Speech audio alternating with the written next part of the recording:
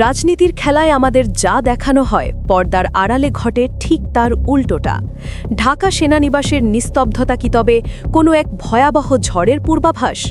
মধ্যরাতের আধারে যখন শহরের মানুষ ঘুমে মগ্ন, তখন বঙ্গভবন আর ক্যান্টনমেন্টের করিডোরে বুনন করা হচ্ছে এক অকল্পনীয় নীল নকশা। আপনি কি জানেন, যে সেনাপ্রধান ৫ই অগস্টের পর দেশের ভাগ্যবিধাতা সেজেছিলেন, আজ তার নিজের ভাগ্যই ঝুলে আছে এক সরু সুতোয়? বর্তমান প্রধানমন্ত্রী তারেক রহমানের দাবার বোর্ডে এমন এক চাল চালা হয়েছে যাতে সেনাপ্রধান ওয়াকারুজ্জামান এখন নিজের ঘরেই কার্যত বন্দী। ক্ষমতার এই রক্তহিম করা খেলায় আজ আমরা উন্মোচন করব সেই গোপন ফাইল যা কোনো মিডিয়া প্রকাশের সাহস পায়নি। আজ পর্দা উঠবে সেই মাস্টারমাইন্ড পরিকল্পনার, যা বদলে দিতে যাচ্ছে বাংলাদেশ সেনাবাহিনীর ইতিহাস। কেন হঠাৎ করে সেনাপ্রধানকে সরিয়ে দেওয়ার এই রহস্য দানা বাঁধছে? আজ নিউজ বিডি লাইভে আমরা সেই সত্যটি ফাঁস করতে যাচ্ছি, যা জানলে আপনার গায়ের লোম দাঁড়িয়ে যাবে। আজ ঢাকা সেনানিবাসের ভেতরে বিরাজ করছে এক শুনশান নীরবতা। সেনাপ্রধান ওয়াকারুজ্জামান, যিনি একসময় দাপটের সাথে অন্তর্বর্তীকালীন সরকার গঠন করেছিলেন, আজ তিনি ক্ষমতার কেন্দ্রবিন্দুতে সম্পূর্ণ একা। তারেক রহমান প্রধানমন্ত্রী হিসেবে দায়িত্ব নেওয়ার পর কোনো রকম হাকডাক ছাড়াই এমন এক চাল দিয়েছেন যাতে ওয়াকারুজ্জামানের পায়ের তলার মাটি সরে গেছে।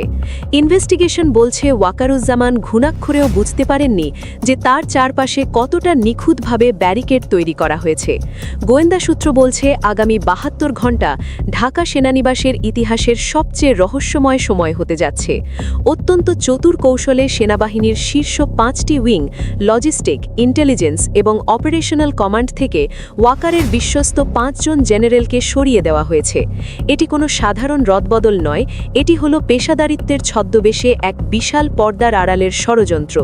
তারেক রহমান এখানে প্রমাণ করেছেন তিনি একজন আসল ঠান্ডা মাথার খেলোয়াড়। ক্ষমতার আসল স্বাদ এবং এর প্রয়োগ কিভাবে করতে হয় তা এই এক চালেই তিনি বুঝিয়ে দিয়েছেন।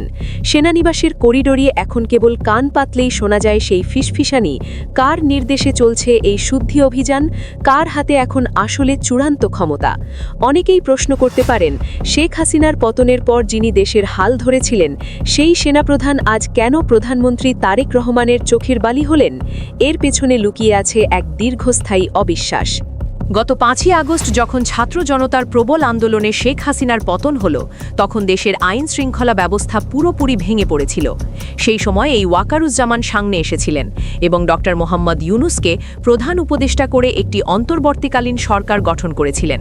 কিন্তু দেশের মানুষ এটা কখনোই ভুলে যায়নি যে এই ওয়াকারুজ্জামানকেই সেনাপ্রধান বানিয়েছিলেন স্বয়ং শেখ হাসিনা। আর এই পারিবারিক ও রাজনৈতিক সম্পর্কই আজ তার জন্য কাল হয়ে দাঁড়িয়েছে। রাজনৈতিক বিশ্লেষকরা মনে করছেন তারেক রহমানের এই পদক্ষেপ কোনো আকস্মিক সিদ্ধান্ত নয়, এটি হলো প্রতিরক্ষা ব্যবস্থাকে চিরতরে আওয়ামী প্রেতাত্মা মুক্ত করার এক ভয়াবহ পরিকল্পনা। ওয়াকারুজ্জামানকে সেনাপ্রধানের পদে রেখে দিলে ভবিষ্যতে যে কোনো সময় কু বা পাল্টা অভ্যুত্থানের আশঙ্কা ছিল, তাই কোনো পুরনো কুবুদ্ধি যেন আর কাজ না করে সেই ব্যবস্থা তিনি একদম পাকাপোক্ত করছেন। এটি কেবল বদলি নয়, এটি হলো ক্ষমতার একচ্ছত্র আধিপত্য নিশ্চিত করার নীল নকশা। ওয়াকারুজ্জামানের বিরুদ্ধে কেবল রাজনৈতিক অভিযোগ নয়, বরং তার অযোগ্যতার এক দীর্ঘ তালিকা এখন প্রধানমন্ত্রীর কার্যালয়। এই অন্তর্বর্তীকালীন সরকারের ১.৫ বছর সময় দেশের মানুষ এক চরম অরাজকতার মধ্য দিয়ে গেছে। থানাগুলোতে পুলিশ না থাকায় সেনাবাহিনীর হাতে ম্যাজিস্ট্রেসি ক্ষমতা দেওয়া হয়েছিল, কিন্তু সেনাপ্রধান হিসেবে ওয়াকারুজ্জামান সেই ক্ষমতার সঠিক ব্যবহার করতে চরমভাবে ব্যর্থ হন। দেশের বাজারগুলোতে নতুন করে চাঁদাবাজির বড় বড় সিন্ডিকেট তৈরি হয়। সাধারণ মানুষকে চাল ডাল থেকে শুরু করে নিত্য প্রয়োজনীয় জিনিসের বাড়তি দাম মেটাতে গিয়ে রীতিমতো নাকানি চুবানি খেতে হয়েছে। পাড়ায় পাড়ায় এবং বাস টার্মিনালগুলোতে প্রকাশ্য দিবালকে চাঁদাবাজি চললেও সেনাবাহিনী কোনো কঠোর ব্যবস্থা নেয়নি। সেনাপ্রধান হিসেবে ওয়াকারুজ্জামান এসব সমস্যার কোনো তোয়াক্কাই করেননি। তার নির্দেশে সেনাবাহিনী রাস্তায় নামলেও তারা শুধু টহল দেওয়ার মধ্যেই সীমাবদ্ধ ছিল, কিন্তু আসল অপরাধীদের ধরার কোনো জোরালো উদ্যোগ ছিল না। এই ব্যর্থতা সাধারণ মানুষের মনে ক্ষোভের জন্ম দিয়েছে, যা তারেক রহমানকে এই কঠোর পদক্ষেপ নিতে সাহস জুগিয়েছে। শুধু দেশের ভেতরের অবস্থা নয়, সামরিক বাহিনীর ভেতরেও তিনি চরম ব্যর্থতার পরিচয় দিয়েছেন। ইনভেস্টিগেশনে দেখা গেছে তার সময় গত ১.৫ বছরে বাংলাদেশ সেনাবাহিনীর জন্য বাজেটে সবচেয়ে কম টাকা বরাদ্দ দেওয়া হয়েছে। বিমান বাহিনী ও নৌবাহিনীর আধুনিকায়নের জন্য কোনো বড় সামরিক চুক্তি বা অস্ত্র কেনার উদ্যোগ তিনি নেননি। সাধারণ সৈনিকদের সুযোগ সুবিধা বা জাতিসংঘ শান্তিরক্ষা মিশনে যাওয়ার বিষয়েও তিনি কোনো জোরালো ভূমিকা রাখতে পারেননি। সেনাবাহিনীর রেশন এবং চিকিৎসার মান নিয়ে যখন সাধারণ সৈনিকদের মনে প্রশ্ন উঠছিল, তখন তিনি ব্যস্ত ছিলেন ঢাকা সেনানিবাসের ভেতরে বিভিন্ন রাজনৈতিক দলের নেতাদের সঙ্গে মিটিং নিয়ে। এই রাজনৈতিক উচ্চাভিলাষী তাকে বাহিনী থেকে বিচ্ছিন্ন করে ফেলেছে। সাধারণ সৈনিকদের মনে চাপা ক্ষোভ তৈরি হয়েছিল যে তাদের প্রধান হয়তো দেশের প্রতিরক্ষার চেয়ে নিজের ক্ষমতা টিকিয়ে রাখতে বেশি আগ্রহী। এই ক্ষোভই এখন আগুনের মতো ছড়িয়ে পড়েছে সারা ক্যান্টনমেন্টে। প্রিয় দর্শক, ক্ষমতার এই অতুল রহস্যের গভীরে যাওয়ার আগে সত্যের পক্ষে আমাদের এই লড়াইকে শক্তিশালী করতে এখনই সাবস্ক্রাইব করুন নিউজ বিডি লাইভ। আমাদের প্রতিটি ইনভেস্টিগেশন আপনাকে দেবে সেই খবর যা বাকিরা লুকানোর চেষ্টা করে। তারেক রহমান কেবল একজন রাজনীতিবিদ নন, তিনি নিজেকে প্রমাণ করছেন একজন তুখোড় স্ট্র্যাটেজিস্ট হিসেবে। তিনি খুব ভালো করেই জানেন, জনপ্রশাসন আর পুলিশ নিয়ন্ত্রণ করলেই ক্ষমতা সুরক্ষিত হয় না। আসল চাবিকাঠি থাকে সেনানিবাসের ভেতরে। বিগত 15 বছর ধরে যারা হাসিনার সুবিধাভোগী ছিল এবং যারা ওয়াকারুজ্জামানের মতো সেফ এক্সিট খুঁজেছিল, তাদের জন্য তারেক রহমানের বার্তা পরিষ্কার, কোনো আপোষ নয়। ভূ রাজনৈতিক বিশ্লেষকরা বলছেন, তারেক রহমান চাচ্ছেন সেনাবাহিনীকে একটি পেশাদার বাহিনীতে রূপান্তর করতে, যেখানে কোনো একক ব্যক্তির রাজনৈতিক উচ্চাভিলাষ থাকবে না। তিনি জাতিসংঘ শান্তিরক্ষা মিশনে বাহিনীর সুনাম ধরে রাখতে এবং আধুনিক সমরাস্ত্র ক্রয়ের মাধ্যমে বাহিনীকে বিশ্বমানের করতে চান। আর এই পরিকল্পনার পথে সবচেয়ে বড় বাধা ছিলেন হাসিনার আমলে নিয়োগপ্রাপ্ত সেনাপ্রধান। ওয়াকারুজ্জামানকে বন্দী করার গুঞ্জনটি কেবল গুজব নয়, এটি আসলে এক গভীর শুদ্ধি অভিযানের অংশ। ক্ষমতার গদি এমন এক জায়গা যেখানে বসার পর তারেক রহমান প্রমাণ করছেন তিনি ক্ষমতার আসল ব্যবহার জানেন। কেন তারেক রহমান এই সময়কেই বেছে নিলেন? কারণ ভারতের সাথে বর্তমান রাজনৈতিক টানাপড়নের এই সময়ে সেনাবাহিনীর অভ্যন্তরীণ সংহতি তার জন্য সবচেয়ে বেশি জরুরি। সেনাবাহিনীর শীর্ষ পর্যায়ে এত বড় এক রদবদল হয়ে গেল, অথচ আপনি কি একবারও টিভির পর্দায় কোনো সংবাদ দেখেছেন? না, দেখেননি। দেশের বড় বড় পত্রিকা এবং টিভি চ্যানেলগুলো এক অদ্ভুত নীরবতা পালন করছে। তাদের এই নীরবতার পেছনে কাজ করছে এক রক্তহীন এরা আতঙ্ক। মিডিয়া মালিকরা খুব ভালো করেই জানেন যে সেনাপ্রধানের পতন বা শীর্ষ কর্মকর্তাদের বদলির খবর প্রকাশ করলে তাদের লাইসেন্স মুহূর্তেই বাতিল হতে পারে।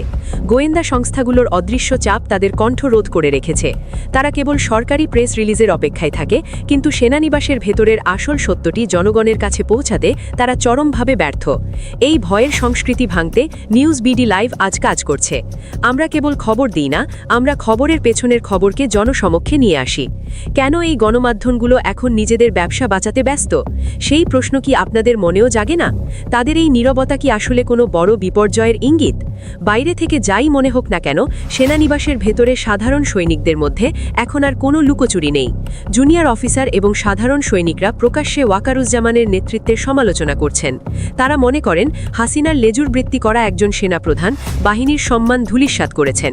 সৈনিকদের এই ক্ষোভকে পুঁজি করেই তারেক রহমান তার নতুন ঘুঁটি সাজিয়েছেন। নতুন 5 জন কর্মকর্তা যারা পেশাদারিত্বের দিক থেকে আপোষহীন, তারা এখন বাহিনীর চেইন অফ কমান্ড নিয়ন্ত্রণ করছেন। ওয়াকারুজ্জামান এখন কেবল নামমাত্র সেনাপ্রধান, যার ফাইল সই করার ক্ষমতাও এখন অন্যের ইশারায় নিয়ন্ত্রিত। ক্যান্টনমেন্টের সাধারণ সৈনিক থেকে জেসিও র্যাঙ্ক পর্যন্ত সবাই এখন পরিবর্তনের দাবি তুলছে। তারা এমন একজন সেনাপ্রধান চান যিনি রাজনীতির ঊর্ধ্বে উঠে দেশের সার্বভৌমত্ব রক্ষায় অবিচল থাকবেন। এই শুদ্ধি অভিযান কি তবে সেখানেই শেষ হবে, নাকি এটি কেবল শুরু? এই বিশাল ক্ষমতার খেলায় আরও কত বড় চমক লুকিয়ে আছে, সেটাই এখন দেখার বিষয়। ওয়াকারুজ্জামানকে কি সত্যিই বন্দী করা হবে, নাকি তাকে এক সম্মানজনক কিন্তু নিঃসঙ্গ বিদায় দেওয়া হবে? তারেক রহমানের এই সেনা বুদ্ধি কি শেষ পর্যন্ত সফল হবে, নাকি ক্যান্টনমেন্টের ভেতরে কোনো পাল্টা বিদ্রোহের সম্ভাবনা আছে? গোয়েন্দা সূত্র বলছে আগামী 72 ঘণ্টা ঢাকা সেনানিবাসের ইতিহাসের সবচেয়ে রহস্যময় সময় হতে যাচ্ছে। বন্দী ওয়াকারুজ্জামান কি পারবেন এই পরিস্থিতি সামাল দিতে, নাকি তাকে তার নিজের করা দাবার চালেই চেকমেট হতে হবে? ওয়াকারুজ্জামানকে যদি সত্যিই তার পদ থেকে সরিয়ে দেওয়া হয় বা তাকে শেষ পর্যন্ত বন্দী করা হয়, তাহলে তার জায়গায় কে আসছেন? কে হবেন বাংলাদেশ সেনাবাহিনীর মতো একটি বিশাল বাহিনীর নতুন প্রধান? তাই বিশাল ক্ষমতার খেলায় আরও কত বড় ঘটনা ঘটতে চলেছে, সেটাই এখন দেখার বিষয়।